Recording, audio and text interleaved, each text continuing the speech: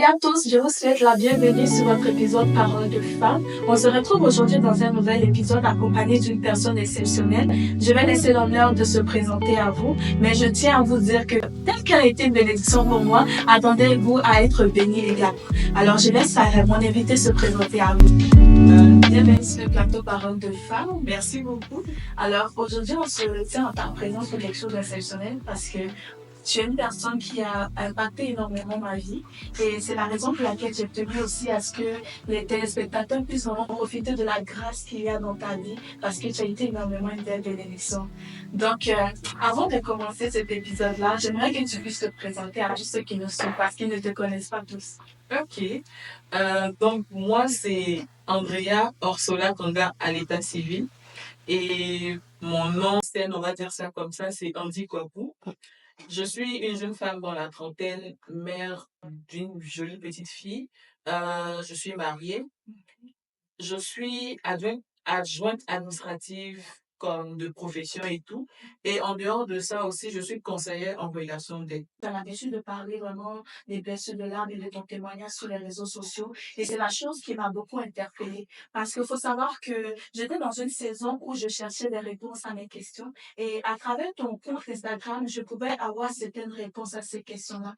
Et ensuite de cela, je suis tombée sur ton livre que tu as écrit également. C'est une chose qui m'a bénie. Ce livre-là m'a énormément bénie.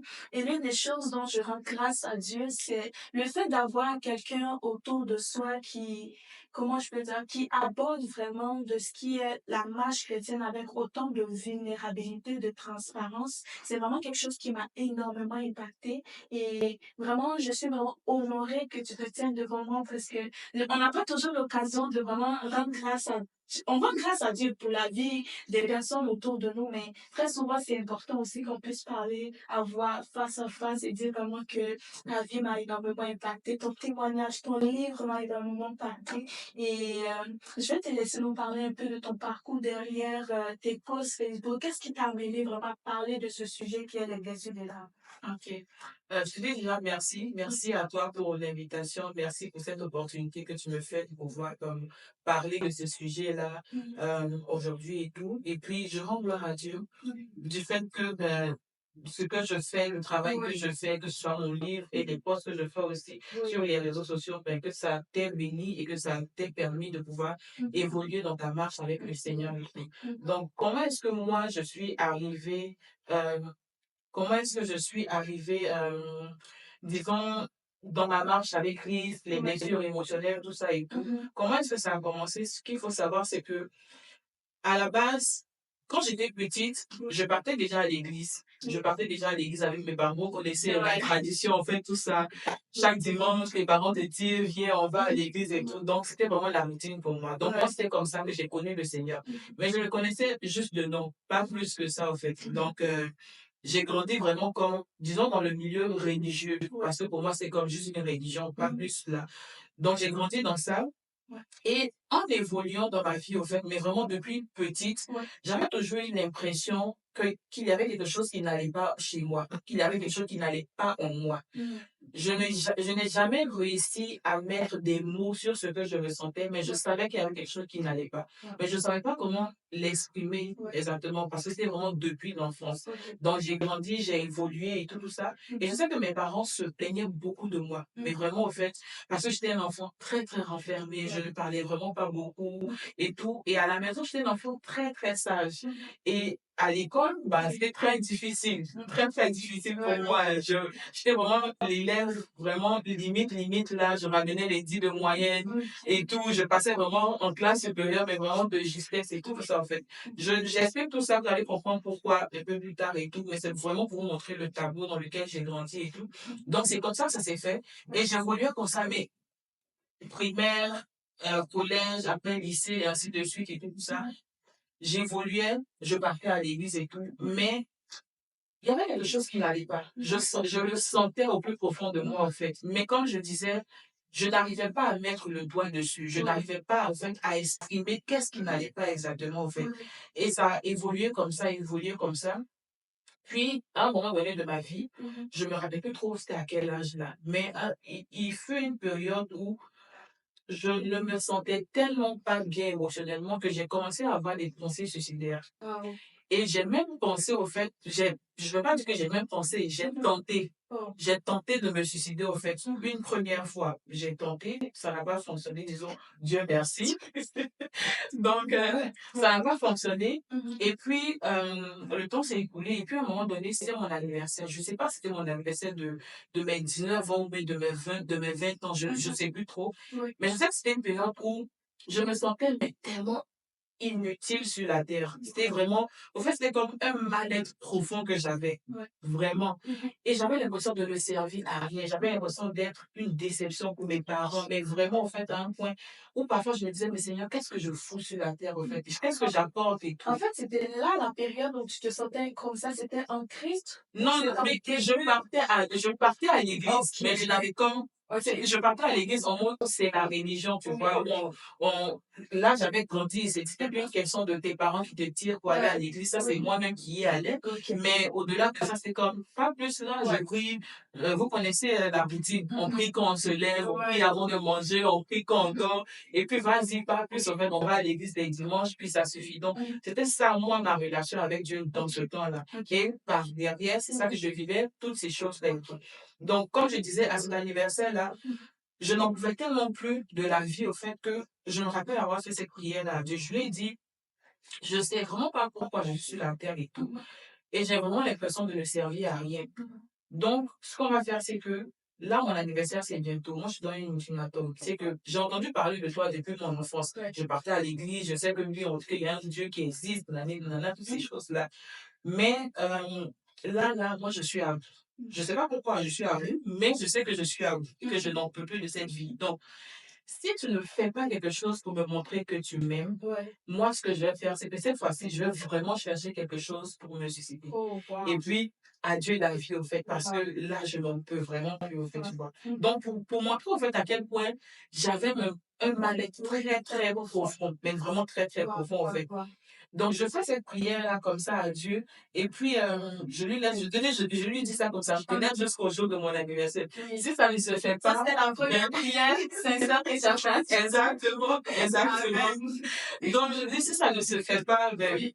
bye la vie, tu peux la garder, donne-la à Wow. quelqu'un d'autre, mais moi, je n'en veux plus, en fait, tu vois. Donc, c'est comme ça. Oui. Et puis, quelques jours plus tard, il y a quelqu'un qui m'écrit, une personne que je ne connais même pas, qui m'écrit sur Instagram. Et puis, elle m'écrit un message, mais vraiment, en fait, dans le message, je vois que c'est Dieu qui est en train de me démontrer son amour. Je vois qu'il est en train de me dire, ne te tue pas, tu vois, je tiens à toi, je t'aime, tout et tout, tout ça, en fait. Donc, ça part de là. En fait, je dirais que c'est à partir de là, en fait, que j'ai pris la résolution de marcher avec Christ. Moi, ça a été comme, c'est là que ça a commencé. C'est là que le déclic s'est fait et tout. Mais la vie ne s'est pas arrêtée là. Il y a les choses encore, les meilleures choses arrivent et tout. Donc, là, lui, je sens que lui, au travers de cette personne-là et tout, à qui je fais beaucoup, si tu passes par là, je prends conscience, pas que je prends conscience réellement, mais je comprends que peut-être que Dieu tient à moi, tu vois. Wow. Donc, que je n'ai pas à mourir. Mais ça n'efface pas, non, ça n'efface pas pour autant tout ce que je ressens. Lui, je lis un message qui me montre que Dieu tient à moi. C'est comme, pour moi, c'est comme, oui, c'est une réponse à une prière que j'ai faite, Ouais. mais pas plus que ça, tu vois. Je trouve ça fou parce que pendant que tu racontes ton témoignage, je me trouve empathie là-dedans parce que moi aussi, j'ai donné ma Christ, ma vie à Christ en raison d'un mal-être intérieur. Et ce mal-être-là, moi, j'ai pu le connaître un peu plus profondément dans ma marche avec Christ, mais j'ai compris en fait que c'était vraiment une crise identitaire. Et j'ai fait cette prière-là comme toi aussi. Moi, je n'étais pas sur le bord de me suicider, mais j'avais un sentiment de détresse intérieure où j'avais réellement besoin de connaître mon identité, qui je suis, parce que je trouvais aucun sens à ma vie. Je me trouvais également inutile. Et je rends grâce à Dieu vraiment pour la réponse qu'il t'a apportée durant cette saison-là. Et c'est là qu'on réalise en fait que malgré tout ce qu'on peut avoir dans ce monde-là, c'est lui réellement qu'on a besoin profondément. Exactement, exactement. Donc, à partir de là, oui, je sais que tu m'aimes et tout. La vie continue. Pour moi, la vie continue. Tu sais, c'est pas en mode, vas-y, Dieu m'aime et puis ça efface tout ce que je ressens, tout ça et tout. Non. Je prends la décision à partir de là de dire que, OK, je vais rester en vie et je vais réellement marcher avec toi, tu vois. Ouais. Donc ça, c'est la décision que je prends. Mais quand je prends cette décision de dire que je vais réellement marcher avec toi et tout, c'est en mode, vas-y, j'arrête les choses de un pied dans le monde, un pied à l'église et tout. Ouais. Non, c'est comme je laisse le monde, les choses du monde, je laisse ça totalement. Et puis, je marche réellement avec toi. Je me Ouais. consacre à l'église, ton service, mais vraiment, au fait, à fond et tout. Ouais. Et ce qui va se passer par après, c'est que oui, c'est bien beau, j'ai fait cette prière de oui, je vais marcher avec toi, je vais te servir, nanana, nanana, tout et tout. Mais comme je disais, le mal-être, il reste. Ouais. Il est là, en fait. Le fait d'avoir entendu de par cette personne-là que Dieu m'aime, oui, ça m'a soulagé sur le coup, mais ça m'a pas effacé, ça n'a pas fait disparaître tout ce que je ressentais, au fait, tu vois. Je trouve que très souvent, quand on se retrouve dans cette saison-là où on rencontre l'Éternel, je sais pas si je peux qualifier ça d'euphorie ou de zèle. On a tendance à croire que j'ai rencontré Christ, oui, il m'offre cette nouvelle vie-là, mais on oublie le processus Yeah, de transformation, le processus de c'est guérison. ça. Et c'est quelque chose qui est très important parce que ça enfuit certaines personnes dans une sorte d'ignorance par rapport à ce qu'ils sont dans leur âme, ce qu'ils étaient dans leur âme. Parce que oui, Dieu nous offre la grâce de pouvoir être guéris, restaurés, mais pour pouvoir entrer là-dedans, il faut que nous prenions conscience de ce Ouais, qui se passe à l'intérieur de nous et ne pas les voiler par l'amour de Christ qu'on accepte en surface, quoi. c'est ça, c'est Ouais. exactement ça, en fait. Mhm. Et je continue ma vie, tu vois, je Ouais. sers à l'église, tout ça, Mhm. investi, département, Ouais. nanana, nanana, toutes ces choses, je vais à l'église, vraiment, sœur zélée, vas-y, ça va, quoi. Ouais. Mais je continue la vie Mhm. en me sentant toujours inutile. Wow. Même dans la maison du Seigneur. Même dans la maison, même étant dans la maison, c'est-à-dire que je servais, j'étais Ouais. dans un département, Mhm. mais vraiment impliquée et Oui. tout. J'allais à l'église tous les dimanches, Mhm. vraiment.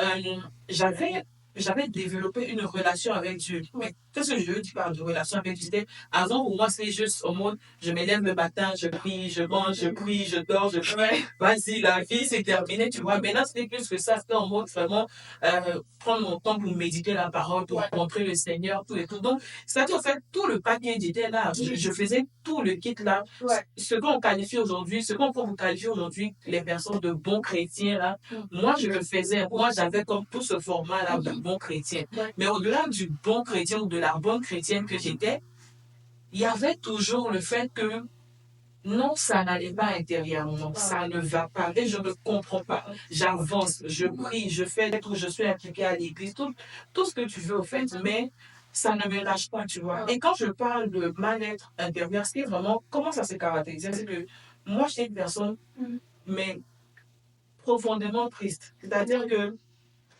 tous les jours de ma vie, je suis triste. Wow. C'est plus tard que j'ai compris que ben, pendant des années, j'étais en dépression, je ne le savais pas. Mais pour moi, tu vois, c'est comme j'ai baigné presque toute ma vie. C'est bon, avant que je ne rentre dans mon processus, là, mais Ouais. avant cette nouvelle vie que j'ai eue, l'ancienne vie, c'était comme j'étais profondément dans une tristesse, mais Wow. laisse tomber. Je n'avais goût à rien. Oh, wow. Beaucoup de choses, tu vois, et je ne m'aimais pas. Mhm. Je n'avais aucun amour de soi, Wow. aucune confiance en soi, aucune estime de soi. C'est-à-dire au fait que je pouvais me regarder dans le miroir et tout ça en étant à l'église, en étant impliquée à l'église. Je pouvais me regarder dans le miroir, je me regarde et je me trouve comme, mais je suis trop laide. Mhm. Non, mais pourquoi je suis comme ça? Mais pourquoi Dieu m'a créé comme ça? Non, mais je sais à quoi sur la terre, tu vois. Pourtant, à l'église, je suis impliquée. Mhm. Mais en arrière, je continue à me demander, mais Mhm. Seigneur, je fais quoi sur la terre, en fait? Je suis là pourquoi? Parce que même à ça, j'ai l'impression que, bon, tu vois, Tu n'arrivais pas vraiment à toucher vraiment. Oui, est-ce que tu as arrivé à un moment où tu as compris réellement le problème auquel tu faisais face et l'importance vraiment de pouvoir être transformé ou guéri oui, par oui, Dieu oui, oui. là-dedans? Donc, ça s'est passé comme ça, ça s'est passé comme ça. Et je cherchais toujours des réponses, tu vois, Oui. parce que je savais qu'il y avait quelque chose qui n'allait pas. Et c'est comme, j'écoutais des enseignements à l'église, je partais à l'église, je priais, tout ça et tout. Mais j'avais l'impression que les messages que j'entendais ne me rassasiaient pas, tu vois. C'est comme, ils ne répondaient pas à nos besoins. Exact. C'est comme, oui, à l'église, oui, je vais partir à l'église, mais je vais écouter des prédications sur YouTube, vas-y, et tout. On va prier pour moi, tout ça. Mais j'avais l'impression qu'au-delà de ça, c'était comme si, en fait, C'était comme si les enseignements que j'entendais restaient juste à la surface. Mais ça ne venait pas en profondeur pour moi, tu vois. Donc, il y avait toujours cette soif-là, mais je ne savais pas, tu vois. Et je cherchais. Et à un moment donné, j'ai même commencé à penser que c'était moi qui étais folle. J'ai commencé à penser que j'étais folle parce que je me disais, mais j'écoute des enseignements. Les enseignements sont riches, tout ça. Est-ce que ces enseignements-là portaient vraiment sur les blessures intérieures? Non, pas du tout. Ce sont des enseignements dans le monde ecclésiastique, là, basique, là, genre, quand je dis basique, je veux dire ce qu'on voit tous les jours où on te parle de comme prospérer avec Dieu. Tu vois, les enseignements qu'on voit tous les jours. Donc, mais ça parle de tout ça, mais sauf, tu vois, sauf moi mon problème. Ok, Tu vois. d'accord. Donc, c'était là le blocage. Tu vois, c'est que j'entendais plusieurs enseignements qui te parlent de comment nourrir ton esprit. De faut pas marcher dans le péché, qu'il y ait la ludicité, toutes ces choses-là. Mais au-delà de tout ça, il n'y a aucun enseignement, en tout cas moi, dans mon temps, je n'avais entendu aucun enseignement qui parlait de l'âme. C'est fou que tu dis ça parce que ça me fait penser au verset qui nous parle de la semence qui est posée sur une terre. Parce que la terre, en fait, ça représente notre cœur, notre âme.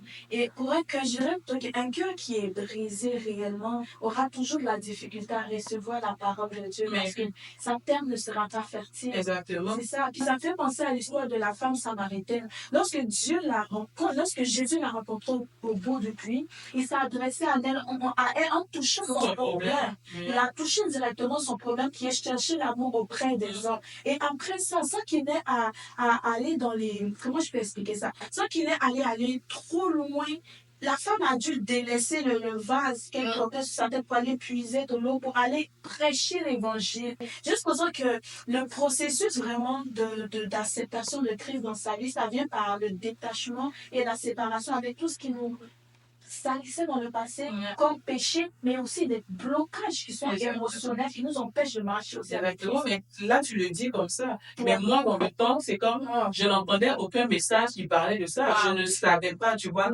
Et c'est fou, hein. Ça va être fou ce que je vais dire, c'est que, mais moi, dans le temps, là, j'étais chrétienne investie, mais je ne savais même pas que, en tant qu'être humain, on est fait de 3 parties. C'est-à-dire corps, esprit et âme. Et que l'âme, ça compte. Il y a cette histoire de blessure, tout ça et tout. Moi, mais zéro information sur ça. Pourtant, je partais à l'église. Donc, c'est comme tous les messages que j'entendais, tout renvoyait seulement à l'esprit. Comment prévenir son esprit, comment grandir avec Dieu, tout ça, en fait, tu vois. Mais je n'avais jamais entendu de message, en fait, où on te parlait du fait que, il y a là, et au niveau de ton âme, il peut y avoir des blessures qui peuvent te causer des blocages dans la marche avec Dieu. Moi, je n'avais jamais entendu ça, tu vois. Donc, j'avance comme ça. Et à quel moment se fait réellement mon déclic, au fait, et que je prends conscience que, je prends conscience du problème que j'avais réellement, c'est que, une fois, j'étais sur Facebook et tout. Et puis, je défilais sur Facebook et puis je tombe sur une dame. Je tombe sur une dame qui fait des publications. Et je lis ces publications à ce jour-là. Et ça a été... Ouf. Oh, wow. Seigneur, c'est ça. En fait, c'est comme la réponse que je cherchais depuis des années. C'est comme, je lis une seule publication, puis dans cette publication, je me dis, mais elle est en train de parler de moi. Elle est en train de parler de ce que je ressens. Le mal-être profond que je ressens depuis mon enfance, là, que je n'ai jamais réussi, au fait, à extérioriser, à exprimer. Je n'ai jamais réussi à trouver des mots pour décrire, mais c'est ça qu'elle est en train d'expliquer, au fait, tu vois. C'est fou parce que je me rappelle que pendant que tu parlais, tantôt, tu évoquais le fait que, arrivé un moment, tu as commencé à croire que tu étais folle. Et par rapport à ça, je peux dire aussi que des fois, on fait face à certains moments où on se sent mal émotionnellement, où on a du mal à vraiment exprimer ce qu'on ressent. Mais le simple fait de ne pas avoir de témoins ou d'exemples autour de nous fait en sorte qu'on se renferme sur nos états émotionnels en croyant qu'on est fou. Et c'est le même effet que ça fait dans ma vie aussi, parce que quand j'ai tombé sur ta publication, je me suis dit, en fait, ok, je ne suis pas folle, je ne suis pas mauvaise chrétienne, mais je ne suis pas bizarre, mais en fait, j'ai des problèmes à régler et je viens de voir vraiment qu'il y a quelqu'un aussi qui fait face à la même situation et ça m'a aidé. C'est ça. Et c'est à partir de là. Ouais. Je lis cette dame-là, après, je lis d'autres publications d'elle et tout. Et puis, au fait, c'est là que je comprends que, mais il y a ce qu'on appelle les blessures. C'est la première fois que j'entends parler de blessures intérieures. Donc, je comprends à partir de là qu'il y a ce qu'on appelle les blessures intérieures. Je comprends que même en tant que chrétien, on peut avoir des blessures intérieures. En fait, je comprends beaucoup de choses, tu vois, mais surtout que là, j'ai enfin trouvé, au fait, de quoi est-ce que je souffrais, tu vois. Tu qualifies vraiment les blessures intérieures de maladies émotionnelles parce que j'ai comme l'impression que des fois, on adoucit ou comment je peux expliquer? Bon, on adoucit vraiment les maladies, les blessures de l'âme. Quand on dit blessure de l'âme, oh, c'est juste un petit beaucoup, mais c'est une maladie, c'est une infection qui peut gâcher une vie entière, en fait. Mais oui, mais carrément, en fait, c'est, les blessures, là, c'est, en fait, quand on souffre des blessures émotionnelles, c'est toute notre vie qui en est impactée. Notre perception de nous-mêmes, notre perception de la vie et parfois même notre perception de Dieu. Parce que ça a un gros impact en fait dans notre relation avec Dieu, dans notre marche avec Dieu. Et ça, je pense que ça, c'est quelque chose qu'on ne nous dit pas souvent. Moi, on ne m'avait jamais dit que si tu es blessé, on ne m'avait jamais dit d'abord même que tu peux être blessé à cause des expériences que tu as vécues et que tout ça, on va en revenir, on va parler, on va bien en parler et tout, mais on ne m'avait jamais dit ça en fait, que ce que tu as vécu, les choses que tu as vécues, en fait, ça peut avoir un impact au niveau de ton âme. Et les choses, cet impact, en fait, il peut comme jouer de façon négative, en fait, dans ta façon de marcher avec Dieu, dans ta façon même de voir Dieu, dans ta façon même de vivre et tout ça, en fait. Moi, j'avais jamais entendu ça, tu vois. Mais je partais à l'église, j'entendais des enseignements, j'écoutais des enseignements, ça et là et tout. Je mets l'accent sur ça. Pourquoi? Parce que, en fait, c'est comme on peut être à l'église, on peut servir à l'église. Ça peut même faire 20 ans que vous êtes à l'église, vous êtes responsable et tout ça, en fait. Mais intérieurement, ça peut ne pas aller. Vous pouvez être malade émotionnellement. Ce n'est pas parce que vous êtes à l'église, ce n'est pas parce que vous avez donné votre vie à Christ, ce n'est pas parce que vous marchez avec le Seigneur que vous êtes responsable, vous êtes point de Saint-Esprit, baptisé du Saint-Esprit, vous parlez en langue, vous faites que ça signifie que vous ne pouvez pas souffrir des blessures intérieures. Non, ça, je dirais même que ça n'a absolument rien à voir. Quand on donne notre vie à Christ, là, c'est un processus. Le changement ne se fait pas automatiquement. C'est pas en mode de fait aujourd'hui, je choisis de marcher avec le Christ et puis, admettons que, on va prendre un exemple tout bête. Admettons que moi, j'ai une personne qui fumait, par exemple. Si je fumais là, c'est pas parce qu'aujourd'hui j'ai donné ma vie à Christ que là, comme ça, là, j'abandonne. C'est un processus, c'est une marche au fait, tu vois. C'est comme ça, un cheminement. Je vais lire la parole de Dieu, ça va me transformer au fur et à mesure. Je vais prier, Seigneur, transforme-moi, aide-moi à lâcher, et tout. Et puis, un jour, ça va se faire, tu vois. Mais c'est pareil, au fait. C'est pas en mode, vas-y, quand je donne ma vie à Christ, tout parce que la Bible dit que quand on donne notre vie à Christ, on devient une nouvelle créature. Donc, tout de nous devient une nouvelle créature. Non, pas du tout. Tout de nous ne devient pas une nouvelle créature automatiquement. C'est notre esprit qui est renouvelé. Amen. Notre corps n'est pas renouvelé, notre âme n'est pas renouvelée. Amen. Pour que l'âme soit renouvelée, là, c'est un processus. C'est un travail qu'il faut faire, tu vois. Et avant de faire ce travail, il faut d'abord en prendre conscience. Il faut d'abord prendre conscience du fait qu'il y a des choses au niveau de mon âme qui ne sont peut-être pas bien à cause des expériences que j'ai vécues, qu'il y a des traumatismes au fait que j'ai enregistrés au niveau de mon âme et tout, desquels je dois me libérer pour voir pour que la parole de Dieu puisse pénétrer réellement en moi, tu vois. Parce que quand on donne notre vie à Christ, comme je le disais, notre esprit, il est renouvelé automatiquement. Le Saint-Esprit, tout ça et tout, ok. Mais notre âme, là, ça prend du temps. C'est-à-dire, il faut d'abord prendre conscience que, ok, il y a des choses qui ne vont pas dans ma vie. Ok, j'ai besoin de guérison, j'ai besoin de travail, j'ai besoin de ci, j'ai besoin de pardonner, ou bien beaucoup de choses. Mais j'ai besoin, il y a quelque chose qui doit être fait. C'est un processus, tu vois.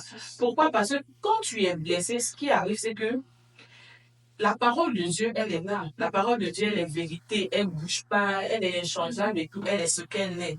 Mais à cause des blessures que tu as en toi, quand tu es blessé, au fait, quand tu prends la parole de Dieu et que cette parole-là, elle vient rencontrer les blessures de ton âme, il y a un mur, au fait.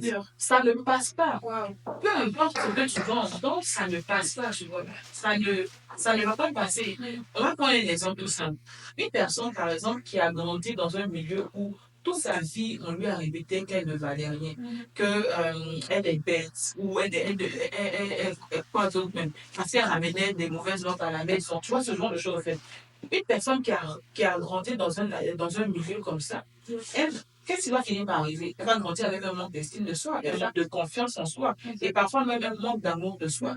Est-ce que tu vas me dire que parce qu'aujourd'hui, j'ai donné ma vie à Christ, quand je prends ma Bible, je lis, et que Dieu me dit que je suis une créature merveilleuse, donc automatiquement, je prends et je dis, waouh, je suis une créature merveilleuse, et puis vas-y, c'est fini. Tout ce que j'ai entendu pendant des années, tous ces faces-là, juste parce que je viens de lire dans la Bible que je suis une créature merveilleuse, ou bien qu'à l'église, on m'a prêché que Dieu m'aime. Il a envoyé son fils Jésus pour moi, tellement qu'il m'aime, au fait. Il a envoyé son seul fils Jésus à la croix pour moi. Oui, ça, c'est des informations que je reçois, mais ces informations-là ne vont avoir aucun impact sur moi, aucune transformation sur moi, en fait. Je ne vais pas être renouvelé en tant que tel. Donc, mon esprit va être renouvelé, mais mon comportement, parce que notre âme là, c'est elle qui va diriger comment on va se comporter, tu vois. Donc, si mon âme n'est pas renouvelée, on s'entend que je peux recevoir la parole et tout ça, je peux l'entendre, mais ça reste juste une connaissance, pas plus. C'est fou. J'aime bien le fait que tu donnes un exemple sur le fait d'une fille ou d'une personne qui lit la parole de Dieu et qui lit je suis une merveilleuse créature parce que je me retrouve dans cette situation-là. Je me rappelle et je vais être sincère et transparente avec tout le monde. C'est un travail qui se fait à tous les jours et même je peux déclarer, même je peux le dire aujourd'hui que c'est un travail que je le fais encore constamment. Mais combien de fois je me suis retrouvée devant la parole de Dieu où je voyais le Père me dire qu'il m'aimait et j'avais de la difficulté à accepter ça. Et ça peut ça peut créer vraiment de la culpabilité envers soi parce que tu as comme l'impression en fait que lui, il a dit, il l'a fait. Mais pourquoi est-ce que je ne le vis pas encore? Et moi, ça créait vraiment de la culpabilité dans mon cœur parce que j'avais l'impression d'être ingrate en fait. Je me sentais un peu honteuse devant Dieu Jésus parce que je me disais, Seigneur, tu m'as dit que tu m'aimes, mais pourquoi cet amour-là, j'arrive pas à l'accepter encore dans ma marche aujourd'hui? Pourquoi est-ce que j'arrive pas à marcher comme je le veux? Parce que je dirais que c'est vrai que comme tu le disais, ton esprit est renouvelé, mais ton cœur, il n'est pas encore renouvelé, donc il n'est pas passé par ce processus-là. Et quand tu reçois cette information-là de la vérité de Dieu dans ton esprit, et que tu veux, ton esprit, il est fort. Il veut tendre vers ce que la parole dit, mais que ton âme aussi bataille contre ça, ça devient difficile et ça crée vraiment une crise intérieure. C'est ça. C'est exactement ce que tu as dit. C'est exactement ce qui se passe, en fait. Mon esprit entend, mon esprit sait que ce que Dieu dit, c'est la vérité. Dans la Bible, il a guéri. Dans la Bible, il a fait ci, il a fait ça. C'est un Dieu d'amour. Il a envoyé son fils Jésus pour moi, tout ça. On sort tous les versets de la Bible qui parlent d'amour, qui parlent de ci. Mon esprit est conscient de ça. Ton esprit est conscient de ça. Mais au niveau de l'âme, c'est là que ça va se passer. Parce que tes expériences du passé, tout ce que tu as entendu de mauvais, tout ce que tu as vécu de mauvais, tous les traumatismes du passé, là, ils sont là, ils ne disparaissent pas. Et comme je disais, c'est pas parce que tu donnes ta vie à Christ que tout ça, là, ça s'efface. Pas du tout. C'est un mensonge au fait de croire ça, de croire que parce que j'ai donné ma vie à Christ, bah, vas-y, tout va être facile. Ou sinon, vas-y, tout est facile. Je suis une nouvelle créature. Les choses anciennes sont passées, comme on aime bien le répéter et tout. Les choses anciennes sont passées, tout est effacé, tout ça, tout ça. Non, tout n'est pas effacé. Si on m'a dit toute ma vie que je suis bête, c'est pas parce qu'aujourd'hui je donne ma vie à Christ que ça s'efface de ma mémoire. En fait, là, la différence, c'est que j'ai donné ma vie à Christ et tout. C'est que il me tend la main pour que j'aille dans cette nouvelle vie-là, pour expérimenter. Mais c'est pas comme si du jour au lendemain, c'est un clic comme ça que se fait, mais il me prend à travers ce processus. Et si je peux vraiment parler, dans la Bible, j'ai une histoire qui parle de l'homme qui est assis à côté de la piscine de Bathsheba. Cet homme-là, on peut dire qu'il était dans la maison de Dieu, parce que là où il était assis, je ne connais pas concrètement la représentation de Bathsheba en français, mais je pense que ça dit la porte des grâces, ou je vais essayer de trouver, je vais mettre durant la vidéo et tout. Il était à l'endroit où le miracle se passait. Parce que l'ange de Dieu descendait de la piscine et sauvait les gens. Il descendait et sauvait. On peut me dire qu'il était carrément dans l'église, mais il n'était pas encore guéri. Jusqu'à temps qu'il rencontre Jésus, une rencontre un peu plus profonde, où Jésus lui dit, prends ta natte et marche. Il lui a dit, prends ta natte et marche. Il aurait dit, prends ta natte et reste là avec lui. Mais il a dit, marche parce que tu viens de recevoir la grâce de Dieu sur ta vie pour vivre le miracle, pour vivre la guérison des blessures intérieures. Mais il faut que tu marches dans cette grâce. Et on peut qualifier ça d'un processus Ouais, aussi. c'est ça. Vraiment tout un processus, en fait, tu vois. Donc, comme je disais, il y a un conflit d'intérêts. Il y a une clash qui se fait entre ce que la parole de Dieu dit, entre ce que mon esprit sait et entend, et puis ce que j'ai vécu dans le passé, tu vois. Toutes les choses que j'ai entendues, j'ai vécues, et tout et tout. Parce que comment naissent les blessures, comment naissent plutôt les blessures intérieures et tout, ben, les blessures intérieures, ça part vraiment de rien. Parfois, on a l'impression que quand on dit blessure intérieure, c'est vraiment au mode, en fait, ça prend un méga truc pour qu'on soit blessé. Non, ça peut être juste, j'étais un enfant, un jour mon parent m'a dit, tu es bête, vas-y. Ouais. Ça peut être juste, j'étais un enfant, peut-être à l'école, j'ai subi des moqueries. Donc, des moqueries, par exemple, sur ton physique. Ouais. Ça te crée des blessures, ça te crée des complexes, tu vois. Donc, ça part vraiment de rien, en fait, tu vois. Et chacun va réagir aux blessures, en fait, en fonction de la sensibilité qu'il a. Ouais. Ce qui va, moi, me blesser profondément, peut toi ne pas te blesser profondément. On peut, moi, venir me dire que je suis bête, et puis je peux en rire. Et puis toi, tu vas comme vraiment, ça va être quelque chose qui va rester, tu vois. Mais toutes ces choses, en fait, donc c'est vraiment les blessures intérieures, là, c'est le cumul de toutes les expériences qu'on cumule, de toutes les expériences, disons les mauvaises expériences qu'on a vécues, qui sont, qui sont restées, tu vois. Ouais. J'ai entendu, j'ai vécu, ça me blesse. Je cumule, j'avance au fait, tu vois, j'avance avec ça. Donc, c'est tout ça. Mais sauf que les blessures là, elles ont, à chacune, au fait, elles ont comme un mode de fonctionnement, tu vois. Donc, quand je suis blessée, il y a un mode de fonctionnement qui vient avec ça. Je vous donne, il existe 5 types de blessures. Donc, on a la blessure de l'abandon, la blessure du rejet, la blessure de la trahison, de l'injustice et la blessure de l'humiliation. Et ce qu'il faut savoir, c'est que pour chacune des blessures, il y a une manifestation différente. Donc, comment est-ce que ça se passe? C'est que, euh, quand je suis blessée, c'est comme je le disais au tout début, c'est ma vision de la vie qui change, ma perception de moi-même qui change, ma perception des relations qui change, tu vois. Donc, une personne qui est blessée, au fait, généralement, tout ce qu'elle va faire va respirer la blessure. Parce que quand on est blessé, en fonction de la blessure qu'on a, il y a un masque qu'on porte, que chacun porte et tout. Et entendons par masque, en fait, mesure de protection. Donc, admettons, par exemple, pour la blessure de l'abandon, le masque que la personne qui souffre de la blessure de l'abandon va porter, ça va être le masque du dépendant. Donc, c'est là qu'on va retrouver pas généralement les personnes dépendantes affectives et tout ça. Le rejet, le masque, c'est le masque du fuyant. La blessure de l'humiliation, c'est le masque du masochisme. La blessure de la trahison, c'est le masque du contrôlant. Et la blessure de l'injustice, c'est le masque du rigide. Donc, si vous voulez, vous pouvez prendre le temps pour aller faire un peu plus de recherche par rapport à ça et tout. Mais, donc, pour chaque masque, en fait, qu'on porte et tout, c'est des mesures de protection qui sont mises en place et tout. Donc, mesures de protection, qu'est-ce que c'est concrètement? C'est que j'ai été blessée une fois. J'ai souffert de la blessure de l'abandon une fois. En fait, c'est pas des choses qui se font de soi-même. C'est pas en mode, j'en ai conscience et puis c'est vraiment tout un mécanisme, en fait, tu vois, de façon inconsciente qui se met en place, tu vois. Donc, j'ai souffert de la blessure de l'abandon une fois. Je ne veux pas souffrir à nouveau. Donc, la mesure de protection se met en place. Donc, Donc, l'âme est capable de reconnaître face à certaines situations qu'il vit exactement. les conséquences qu'il peut en tirer. Exactement.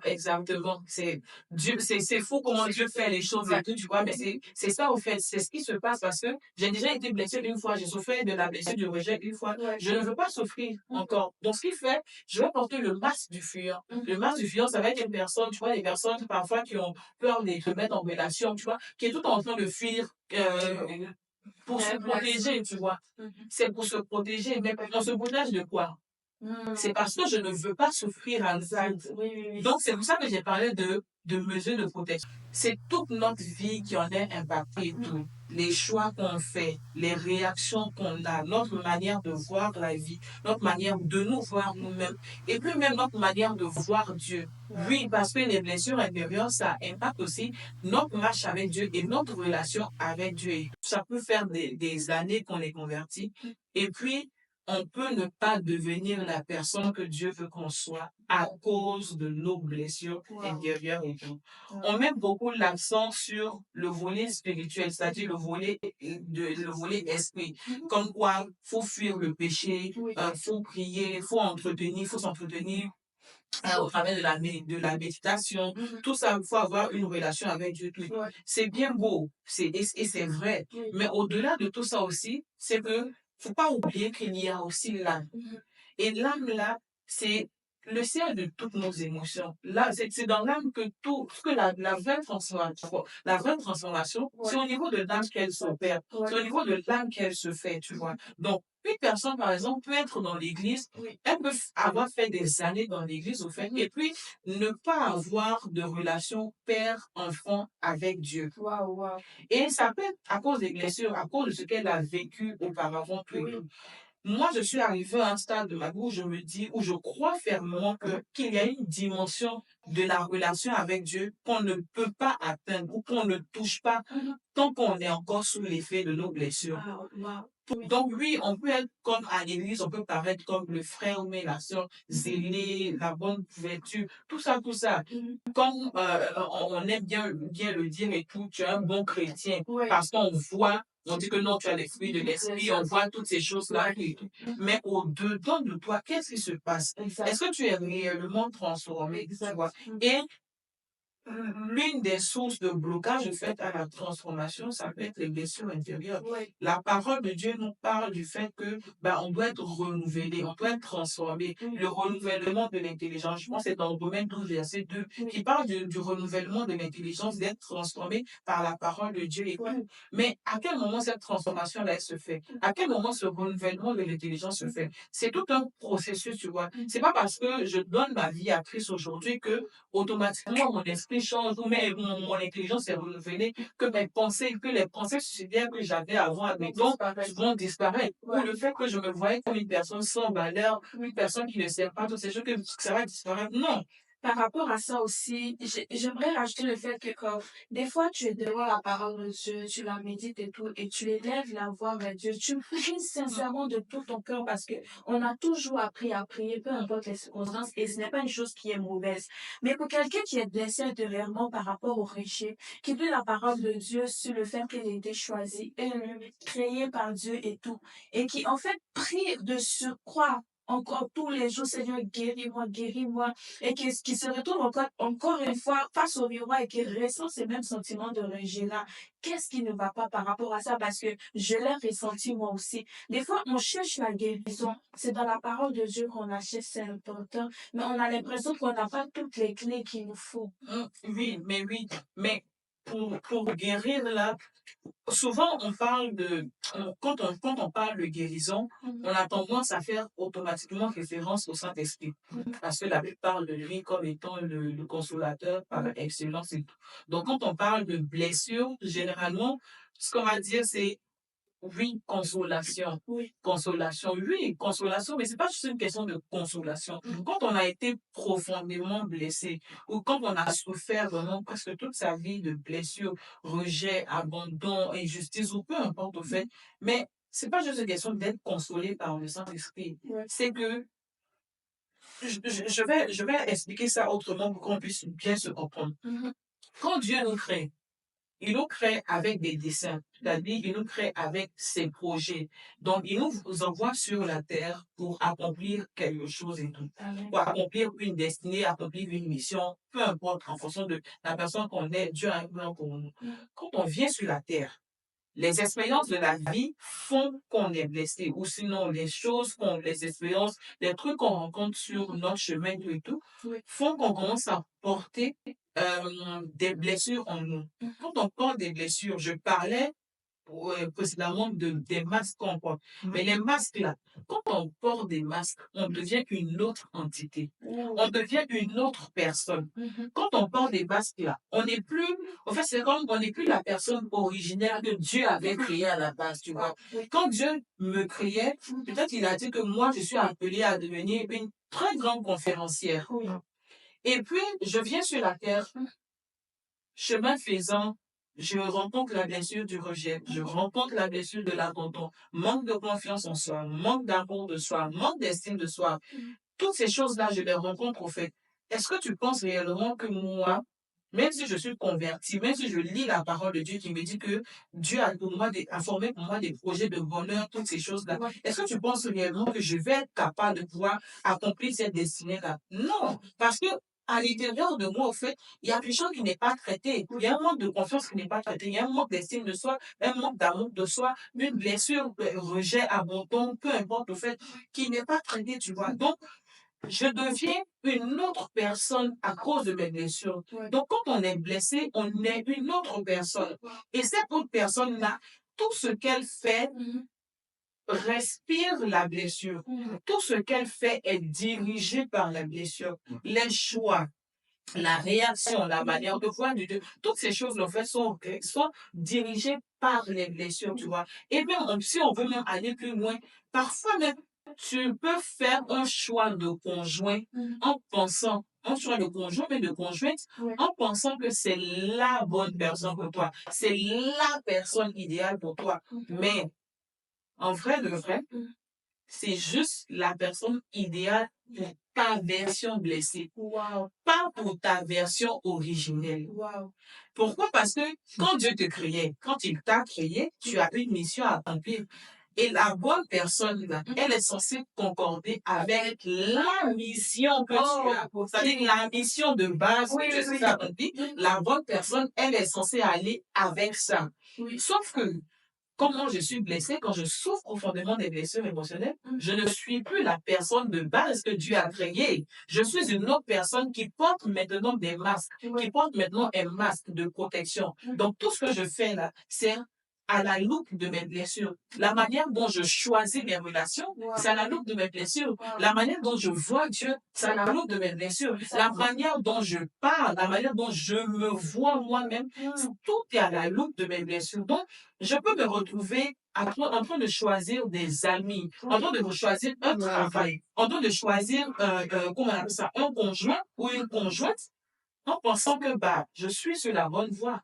Alors qu'en vrai de vrai, c'est juste au fait, oui, la bonne voie, mais pour ta version blessée, pas pour ta version originelle, tu vois. C'est impressionnant parce que je me rends compte à quel point les blessures intérieures impactent chaque domaine de notre vie.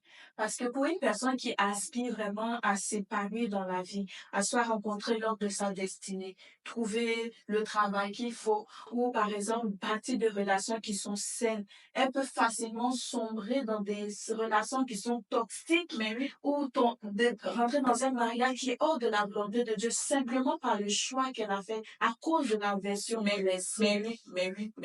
Donc, c'est ça. Est-ce qu'il ne convient pas vraiment à Dieu de demander à Dieu de nous révéler les choses cachées de notre cœur et de notre vie aussi qui nous ont impactés? Parce que quand on discutait et on réalise en fait que ce sont des choses qui peut-être se sont passées il y a des années avant que nous, on l'a oublié, mais qu'on a gardé vraiment les traces de ces séquelles-là dans notre vie aujourd'hui. Mais c'est pour ça que la Bible dit, Seigneur, sonde mon cœur, sonde mes reins, tu vois. Parce que il y a des choses, surtout les blessures, là, les plus grosses blessures qu'on porte en nous, ce sont les blessures qui sont arrivées, ce sont des choses qui sont arrivées quand on était petit. Donc, les plus grosses blessures, généralement, viennent de l'enfance, au fait, tu vois. Et parfois, on ne se souvient pas toujours de ce qu'on a vécu dans l'enfance. On ne se souvient pas que peut-être va là-bas qu'un jour, ton papa t'a dit, ça t'a créé quelque chose, tu vois. On peut ne pas savoir, on peut ne pas s'en souvenir avec nous, tu vois. Donc, c'est à ce moment-là que va venir intervenir, comme tu le dis, mais la prière de Seigneur, sonde-moi, sonde mon cœur, au fait, tu vois. Parce que je marche avec toi, mais j'ai l'impression que, il y a quelque chose qui bloque, tu vois. Mais ça, c'est faux déjà avoir l'humilité de reconnaître aussi qu'il y a quelque chose qui ne va pas, tu vois. Parce que il y a beaucoup de personnes qui vont rester dans l'église, qui vont servir dans l'église, être zélés, tout ça et tout, et puis ne jamais se rendre compte même quand on fait, il y a quelque chose qui ne va pas en elle, tu vois. Elle, pour elle, c'est juste, vas-y, je prie, et puis c'est fini, quoi, tu vois, pas plus. On cherche pas à creuser plus et tout ça, tu vois. Mais ça aussi, c'est un gros pas. Ça veut dire que ça prouve à quel point Dieu veut te mener sur cette voie-là. Toi, tu as cette prise de C'est conscience. ça, c'est ça. Ça prend la prise de conscience, tu vois. Ça prend de réaliser que, il y a quelque chose qui ne va pas, tu vois. Et au-delà de juste m'asseoir et lui dire, ben, je vais prier en mode, vas-y, je prie, Saint-Esprit, console-moi, Saint-Esprit, console-moi, ou bien Seigneur, vas-y, console. Au-delà de juste ça, en fait, prendre conscience que il y a peut-être un bagage derrière, tu vois. Il y a peut-être des choses derrière que je dois aller chercher, que je dois aller regarder, qui peut-être m'impactent, au fait, tu vois, même dans ma vie, que ce soit ma vie professionnelle, tout, en fait, tous les domaines de ma vie. Donc, il faut demander à Dieu vraiment de sonder notre âme, de sonder notre cœur et tout, et puis de nous rappeler les choses qu'on a peut-être oubliées, qu'on a vécues, mais qui ont eu un gros impact sur nous, en fait, et aujourd'hui qui nous empêchent de pouvoir laisser sa parole nous transformer pour qu'on devienne la personne qu'il veut qu'on soit réellement, tu vois, parce que le but de tout ça, c'est ça, en fait. Pourquoi? Parce que les blessures, là, ce qu'il faut savoir, c'est que les blessures sont des portes du au diable pour nous empêcher d'accomplir notre destinée, pour nous empêcher au fait de devenir ou sinon de réaliser les projets de Dieu pour notre vie, tu vois. Donc, tant qu'on ne prend pas conscience de cela, qu'on a tous une âme et qu'on doit y jeter un coup d'œil.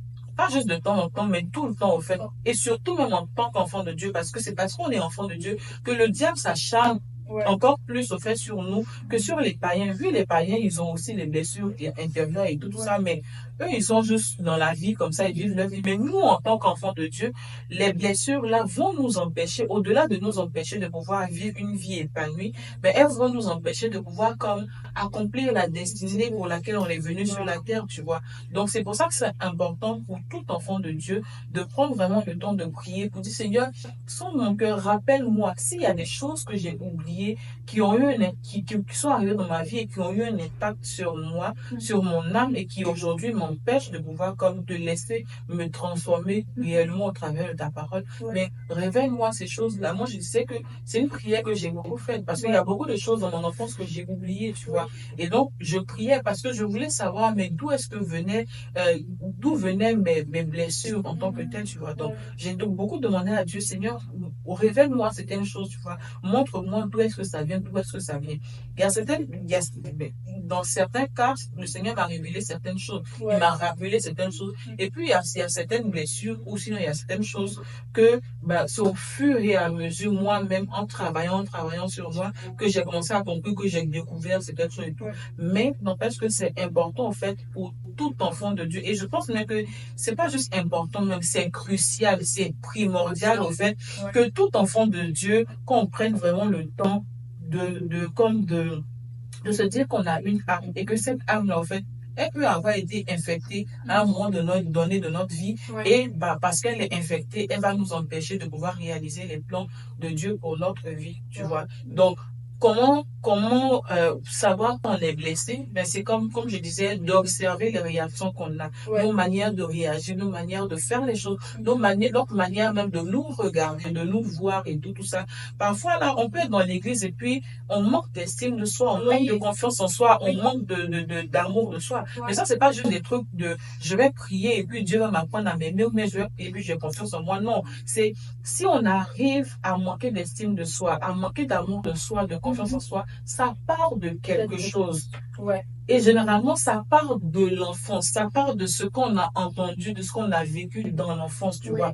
Donc, c'est pour ça que c'est important de retourner à un moment donné dans son passé, dans le processus de guérison. Généralement, ce qu'on fait, c'est de retourner dans le passé de la personne pour aller chercher, mais comment tu es devenu la personne que tu es aujourd'hui? Et généralement, la réponse là, au comment tu es devenu la personne que comment tu es devenu la personne que tu es aujourd'hui, Ouais. se trouve généralement dans le passé, tu vois. C'est pour ça que généralement, souvent aussi on dit les blessures du passé. Oui. Parce que ce sont des blessures qui sont dans le passé. Donc, faut parfois aller jeter un coup d'œil. Mhm. Ok, est-ce que ce qu'on a fait dans le passé là, est-ce que ça n'a pas eu un impact? Est-ce que ça n'a pas infecté mon âme? Ouais. Et puis aujourd'hui, tu vois, je suis devenue comme ci, je suis devenue comme ça. Peut-être que si je suis colérique, c'est pas juste parce qu'on m'a annoncé un sort. Ouais. Peut-être que si je suis, comment on appelle ça, si je suis impulsif, c'est pas juste parce qu'on m'a annoncé un sort, oui, juste parce que faut juste prier et puis vas-y. Oui, Non. exactement. Mais c'est peut-être que ça tire vraiment comme, il y a vraiment un problème plus profond en bas, mais qui tire, en fait, sa source dans mon enfance, tu vois, dans ce que j'ai vécu. Et donc, c'est important de retourner cela, de retourner là-bas. Mais d'abord, ce qui est primordial même de faire, c'est que tout enfant de Dieu prenne conscience que bah, l'âme, c'est important. C'est pas parce qu'on est enfant de Dieu que non, vas-y, comme c'est, on parle de Saint-Esprit, tout et tout ça, donc l'âme, c'est pas important. Moi, je dis toujours que on est fait de 3 parties, corps, âme et esprit. Ouais. Si l'âme n'était pas importante dans l'équation, Dieu n'allait pas prendre son temps pour créer ça. Dieu n'allait pas prendre son temps pour mettre l'âme en nous. Et puis, quand on meurt là, qu'est-ce qui retourne auprès de Dieu? C'est pas l'esprit, c'est pas le corps, c'est notre âme qui retourne auprès de Dieu. Donc, pourquoi est-ce qu'on devrait diaboliser l'âme? Pourquoi on devrait diaboliser tous les sujets qui tournent autour de l'âme, en fait? Pourtant, en vrai de vrai, c'est ce qui est le plus important. Oui, l'esprit, c'est important. C'est important d'entretenir l'esprit, de prier, méditer, tout ça, fuir le péché, tout ça. Mais l'âme aussi, elle joue sa partition. Donc, c'est aussi important de prendre du temps pour ça. C'est aussi important, en fait, la même énergie qu'on déploie pour prendre soin de notre corps en fuyant le péché, la même énergie qu'on déploie pour prendre soin de notre esprit en méditant, en priant, en jeûnant, en faisant ci, en faisant ça.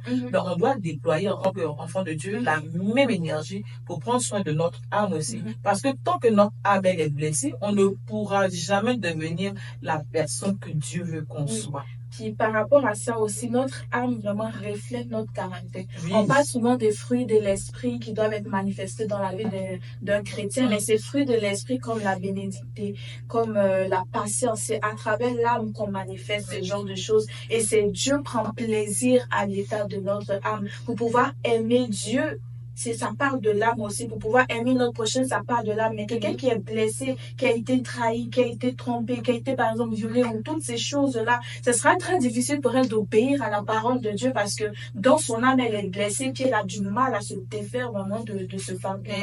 Exactement. C'est pour ça que chaque enfant de Dieu doit lever les yeux sur ça. Et puis, il faut arrêter, à un moment donné, il faut qu'on arrête de diaboliser tout ce qui tourne autour de l'âme là. Le diable n'a rien créé.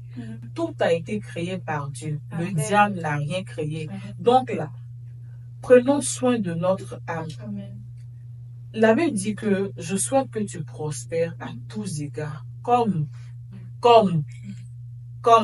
prospère l'état de ton âme.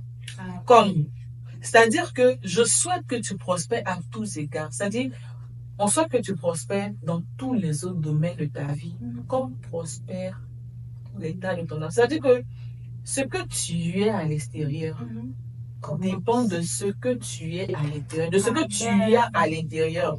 Donc, c'est ce que j'ai à l'intérieur que je vais refléter à l'intérieur. Et ça, c'est pas une question de parce que je suis enfant de Dieu, parce que j'ai le Saint-Esprit, parce que je parle en langue, je jeûne 50 jours sur 50. Non, ça n'a rien à voir. Au fait, c'est comme ça, tu vois.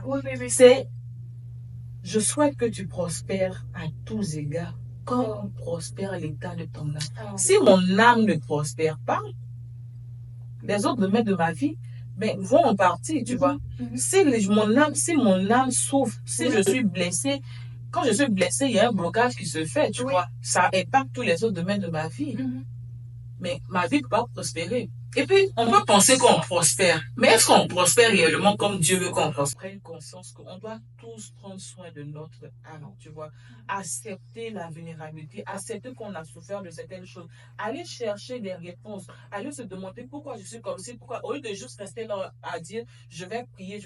Ça fait longtemps que tu as un manque de confiance en soi. Tu dis que tu vas prier. Mais tu pries depuis, il n'y a aucun changement qui se passe. À un moment donné, À un moment donné, arrête. Oui, À un moment donné, pas que tu arrêtes de prier, mais à un moment donné, arrête de rester là juste pour dire que la prière va faire, la prière va faire. À un moment donné, assieds-toi avec toi-même. oui. Et puis, essaie de te demander, mais pourquoi depuis je n'arrive pas à changer? Je vais à l'église, je sers à l'église, je fais ci, je fais ça, je suis convertie depuis. Mais pourquoi il n'y a aucun changement qui se passe? C'est vrai parce qu'il y a quelque chose de plus profond, tu vois. Et d'aller chercher. Et aller chercher là, parfois, ça va vous demander d'aller consulter des personnes qui ne sont pas chrétiennes. Oui, ça, je vais en parler parce que je sais que le milieu ecclésiastique a un gros problème avec ça. Le fait parfois d'aller consulter des psys, mais d'aller consulter parfois des personnes qui sont pas juste, qui sont pas des psys, mais qui sont dans le domaine et tout ça, tu vois. C'est pas mauvais d'aller consulter. Oui, on a le Saint-Esprit. Moi-même qui parle là, j'ai le Saint-Esprit. Je parle en langue, je crois en Dieu. Tout ça, tout le kit là, oui. Mais ce n'est pas mauvais d'aller consulter. Chaque personne est différente. Pour certaines personnes, leur blessure va demander que juste avec la prière, ça va le faire, tu vois. Elles vont prier, Seigneur, guéris-moi, et puis ça passe. Et puis pour certaines personnes, ça va demander encore plus de travail. La guérison, c'est un processus, tu vois. Donc, pour d'autres, c'est au fil de la prière, au fil de la méditation que la restauration va se faire, que la transformation va se faire. Puis pour d'autres, au-delà de la prière, ça va leur demander d'aller chercher des ressources externes, d'aller vers des professionnels du domaine, tu vois. Moi, aujourd'hui, je me suis spécialisée dans ce domaine.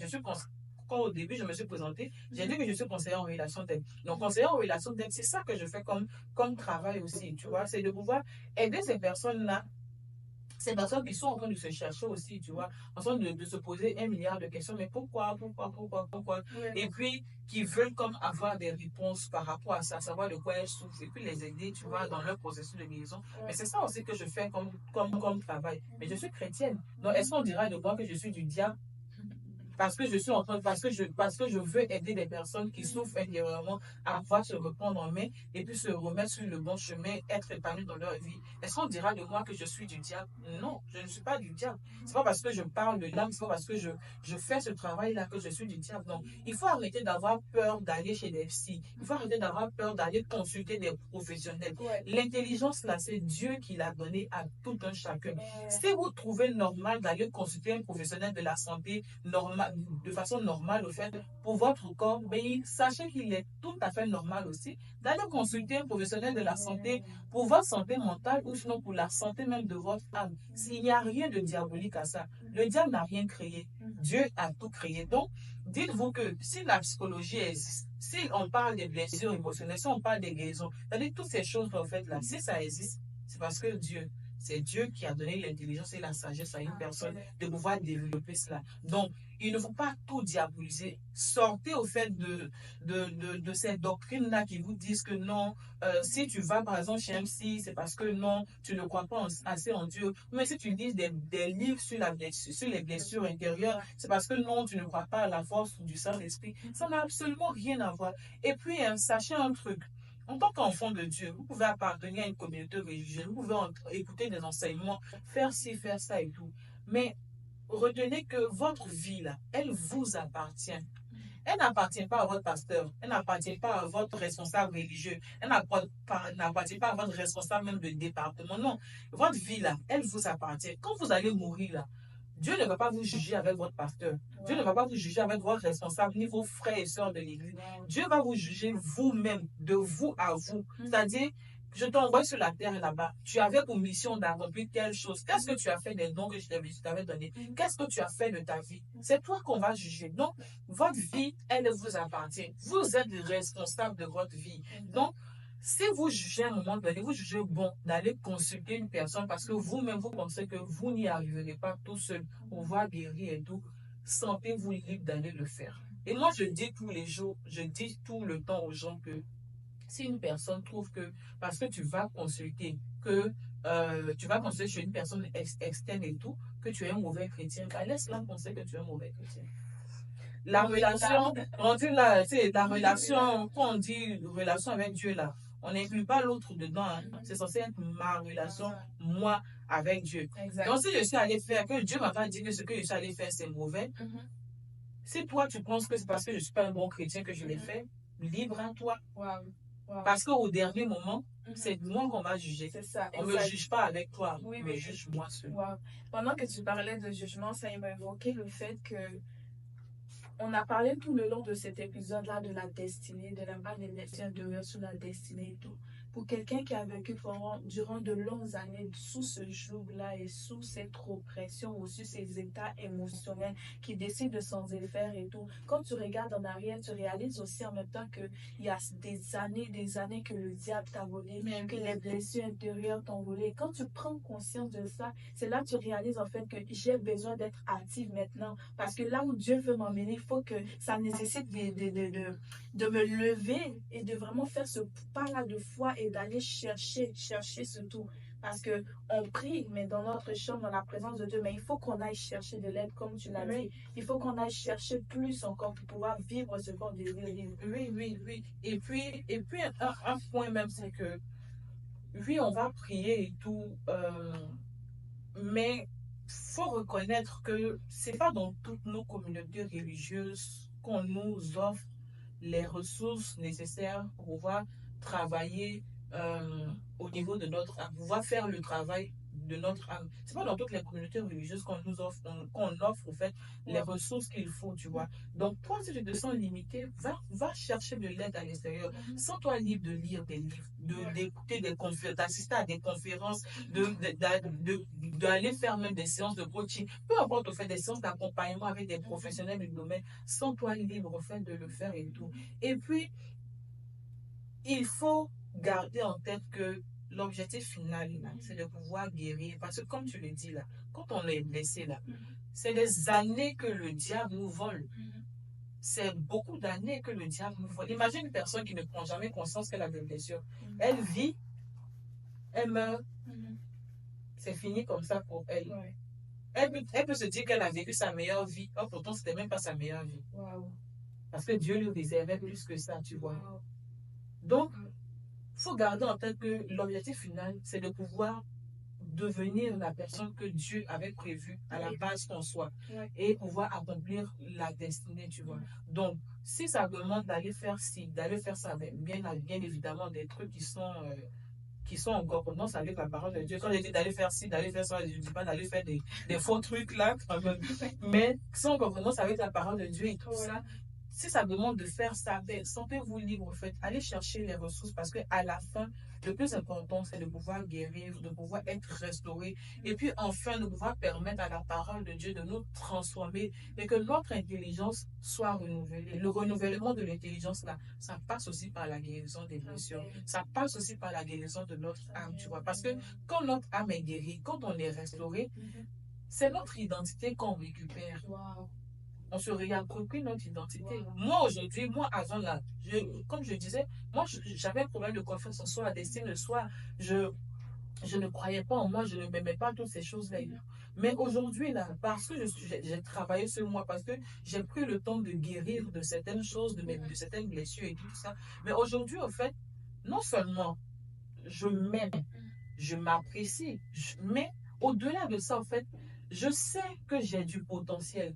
Quand je lis la parole de Dieu, que Dieu me dit, par exemple, que j'ai mis des choses en toi, tu vois, tu as appelé à faire de grandes choses. Quand Dieu me dit que je suis le sel de la terre, je suis la lumière du monde, ça là, on le chante tout le temps, mais combien de personnes le croient réellement? Combien de personnes croient réellement qu'elles sont réellement lumière? Combien de personnes? On le dit du bout des lèvres, mais au fond, est-ce qu'on croit réellement, tu vois? Mais moi, aujourd'hui, je crois réellement que je suis une lumière. Et c'est parce que je suis une lumière que à un moment donné, quand j'ai guéri, j'ai décidé de me lever à mon tour, tu vois, pour pouvoir faire. Aujourd'hui, je suis assise en train de te parler, mais avant, je n'aurais pas été capable de pouvoir le faire, tu vois. Parce qu'aujourd'hui, je suis guérie, tu vois. Et aujourd'hui, je me permets je me sens libre de pouvoir parler. Parce que je me suis réapproprié mon identité. Parce que je me suis réapproprié les promesses de Dieu pour ma vie. Mais avant, ce n'était pas possible. Parce que je souffrais intérieurement. Donc, à la fin de tout ça, là, c'est qu'on se réapproprie son identité pour devenir la personne que Dieu veut qu'on soit. Donc, c'est important de pouvoir guérir. Chercher des ressources, guérissez.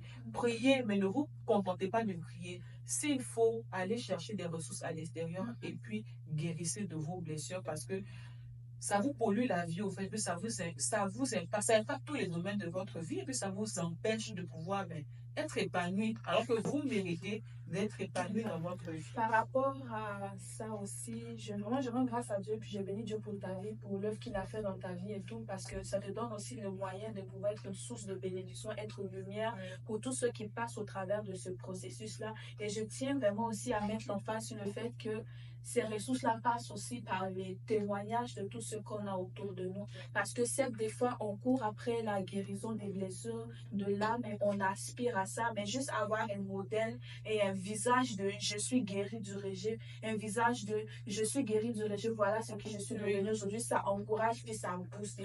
Donc, par rapport à ça, j'avais une question. Quel conseil tu peux donner à une personne qui passe au travers de ce processus-là, qui trouve que ce processus est long et qui a vraiment besoin d'aide pour qu'elle puisse se regagner en force, en foi, peu importe, mais elle a beau en fait. Elle veut du changement, mais elle n'arrive pas. Guérir, c'est tout sauf intéressant. Donc, c'est normal d'être à bout. C'est normal de se sentir à bout à un moment donné. C'est normal le fait d'avoir envie d'abandonner. Moi, le nombre de fois que j'ai eu envie d'abandonner, je me serais compté. C'est normal parce que quand on parle de guérir, là, c'est retourner dans son passé. Mais quand tu retournes dans ton passé, là, tu affrontes à nouveau les choses qui t'ont blessé. Donc, quand tu affrontes à nouveau les choses qui t'ont blessé, là, c'est comme tu revis les émotions. Ça fait mal, c'est douloureux. Quand tu es blessé, tu as une plaie là comme ça. Là. Pour te soigner, on te met de l'alcool. Mais quand on baisse l'alcool, est-ce que ça ne fait pas mal? Ça fait mal. Mais c'est parce que ça fait mal que tu vas dire que non, je laisse la plaie et puis ça va mourir, puis on va finir par amputer mon bras ou quoi que ce soit. Non. Mais l'alcool là, ça brûle, mais ça, au fil du temps, ça finit par te guérir, tu vois. C'est pareil. Le processus de guérison de l'âme là, ça prend du temps. Parce que tu es confronté à nouveau aux choses qui t'ont blessé, qui t'ont fait mal, qui t'ont heurté, qui t'ont frustré dans le passé. Donc, c'est tout à fait normal qu'à un moment donné, tu sens que c'est trop, tu vois. Parce que là, c'est comme tu revis les émotions. Parfois, ça va te plonger même dans des pleurs, dans un moment de tristesse et tout. Parce que tu revis certaines choses que tu avais peut-être oubliées, ou mais tu avais oublié. Je mets ça de façon, on n'oublie pas réellement, tu vois. C'est juste enfoui dans un coin de notre esprit et tout. Donc, tu revis ces choses, donc ça fait mal, c'est tout à fait normal. Donc, guérir, c'est pas facile. Oui, tu vas avoir envie d'abandonner tout et tout. Mais ce que je peux vous dire, c'est n'abandonnez pas. Parce qu'au bout de tout cela, la guérison finira par pointer son nez. La guérison, là, c'est une somme de petits pas qu'on fait au quotidien. Et puis, c'est en fonction du degré de notre blessure, c'est-à-dire de la profondeur de notre blessure, et puis de la blessure qu'on a au fait qu'on va poser les actes, tu vois. Par exemple, une personne qui a été abusée sexuellement et tout. Dans son processus, peut-être on va lui demander de pardonner à la personne qui a abusé d'elle, tu vois. Mais ça, c'est pas quelque chose qui se fait du jour au lendemain. C'est quelque chose de douloureux, tu vois. Donc, ça va être du temps. Un peu, un peu, un peu, un peu. Au début, tu vas pleurer, ça va faire mal. Non, mais c'est pas normal, tu vois. C'est pas normal, mais pourquoi je dois pardonner? Beaucoup de choses, tu vois. C'est tout un chamboulement d'émotions, c'est beaucoup d'émotions, colère, tristesse, tout ça mélangé. Mais il ne faut pas abandonner. Même si c'est douloureux, il ne faut pas abandonner. Persévérer. La guérison, arrêtez de croire que la guérison se fait du jour au lendemain. Il n'y a aucune guérison qui se fait du jour au lendemain. Il y a zéro guérison, même blessure physique là. Ça ne se fait pas du jour au lendemain. Donc, à plus forte raison, les blessures de votre âme, ça ne se fait pas du jour au lendemain, mais au bout de tout cela, vous allez vous réapproprier votre personne, vous allez vous réapproprier votre identité et vous serez une personne réellement en phase au fait avec vous-même. Et puis, vous serez épanoui réellement en fait. Donc, il ne faut pas abandonner même si c'est difficile, même si ça fait mal et tout. Ça fait partie du processus. Ça fait partie du processus d'être en colère, de revivre toutes ces choses-là et tout. Mais faut pas lâcher. Faut pas lâcher prise au fait. Faut s'accrocher. Faut s'accrocher. J'aime bien tout ce que tu as dit parce que même dans ce processus, des fois, on est confronté à des situations où, là où on pense avoir vaincu la chose qui nous fait le plus mal, le mal ressurgit et on se dit, oh, faut recommencer tout à zéro. Mais par rapport à ça, l'une des choses que moi j'ai appris dans mon expérience, c'est de se dire que chaque jour est une manière d'apprendre et c'est une manière aussi de témoigner de ce qu'on veut vivre demain, ou je sais pas comment l'expliquer. Si par exemple aujourd'hui je fais face au rejet, que je veux vaincre le rejet, si aujourd'hui j'ai été confrontée à une situation qui ressemble à du rejet, c'est à moi maintenant de développer des métabolismes de réaction face à ça pour pouvoir tenir ferme, parce que la guérison ce n'est pas un jour mais c'est tous les jours qu'on la vit, parce que du jour au lendemain demain je vais pas me lever comme ça boum et puis je suis guérie du rejet, mais c'est hier, avant-hier, la manière dont j'ai réagi à ces réactions-là, c'est ça qui fait en sorte que demain, je suis encore plus forte face aux situations de C'est exactement ça. Mais c'est pour ça que je dis, la guérison, finalement, c'est la somme de tous les petits pas que vous faites chaque jour. Si tu sais que tu souffres de la blessure du rejet, que par exemple, on te dit que, bon, ok, toi, dans ton cas, voilà ce que tu dois faire, ce que tu dois faire, tu dois faire. Mais chaque jour, le fait d'affronter les émotions, tu es déjà en train d'affronter, au fait, les blessures du passé, là, de revivre les choses, tu es déjà en train de faire un pas. Donc, à chaque fois que tu essayes, que tu acceptes de faire un pas devant et tout pour avancer, tu es en train de guérir comme ça. Ça peut se faire au bout d'un an, ça peut se faire pour certaines personnes, ça va se faire au bout de quelques mois, au bout d'un an, 2 ans, 3 ans, 4 ans, mais ça finira par se faire. Et puis aussi, ce qu'il faut savoir, c'est que on ne finit jamais totalement de guérir. Ah oui. Parce que comme tu le disais tout à l'heure là, tu peux penser que tu es guéri. Tu as travaillé sur un point de tes blessures et tu penses que tu es guéri. Et puis un jour, une situation, tu fais face à une situation et puis boum, tu là, tu te dis, mais qu'est-ce qui se passe? Tu en parlais, tu dis, mais je pensais que c'était fini, je pensais que j'étais guérie, mais qu'est-ce qui s'est passé, tu vois, et tout. Mais c'est pas parce qu'en vrai, c'est pas tant parce que tu n'étais pas guérie, tu vois, mais c'est parce que la guérison n'est pas finie. Pourquoi? Parce qu'on ne finit jamais de guérir. Parce que on guérit des situations dont on a conscience. On guérit des blessures, des expériences dont on a conscience, tu vois. Par exemple, prenons encore le cas de la personne qui manque de confiance en elle parce qu'elle a entendu dans son enfance qu'elle ne valait rien, même parce qu'elle est bête et tout, tu vois. Elle, là, sur le tas, quand elle est en train de travailler sur son manque de confiance en soi, c'est parce qu'on lui avait dit qu'elle était bête, tu vois. Elle travaille sur ça, là. Oui. Mais en avançant, donc elle peut avoir travaillé là, ça va. Mais en avançant, quand elle va faire un pas de plus, des pas de plus, elle peut être confrontée à une autre situation qui va soulever autre chose, tu vois. Mais c'est pas tant parce que c'est comme tu n'étais pas guéri, c'est juste que cette partie de ta blessure-là, tu n'en avais juste pas conscience, tu vois. Donc, je vis une expérience aujourd'hui qui vient faire ressurgir ma blessure du passé. Donc, là, ce qu'il faut faire, c'est d'accueillir la chose. C'est pas de rentrer en panique pour dire, je pense que j'étais guérie. Non, c'est d'accepter. OK, j'ai travaillé sur un premier point. Bravo pour moi. Félicitations. Voilà un autre truc auquel je fais face. OK, comment est-ce que j'aborde ça? Qu'est-ce que je dois faire et tout? Donc, c'est comme ça. C'est de prendre les choses, de faire vraiment pas à pas, et de travailler comme ça au fur et à mesure. Parce que finalement, il y a les blessures du passé, mais il y a aussi les blessures du présent. Et il y a même les blessures du futur. Donc, on finit jamais de guérir. C'est pour ça qu'il faut toujours continuer à travailler sur soi. Même moi, aujourd'hui, là, qui vous parle, je continue toujours à travailler sur moi. Parce que oui, j'ai guéri de certaines choses du passé. Mais même jusqu'à présent, il y a certaines choses parfois, il y a certains souvenirs ou certaines choses parfois qui reviennent. Et je me rends compte que, ok, cette chose-là, je n'avais pas eu conscience de ça avant. Donc, ok, là, je dois travailler sur ça.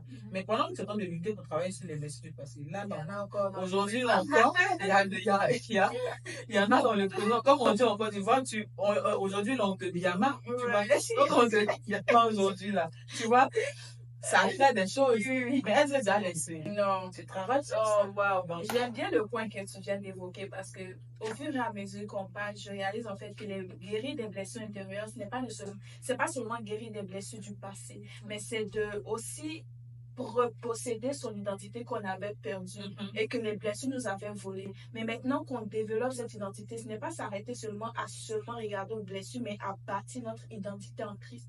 Et en fonction de cette identité qui nous est révélée, que désormais on a accepté, on réussit vraiment à faire face aux situations qui se présentent aujourd'hui comme barrière. C'est de développer cette barrière parce que, comme tu l'as dit, le diable tentera toujours, jour après jour, d'essayer de lancer ses flèches encore et encore et encore.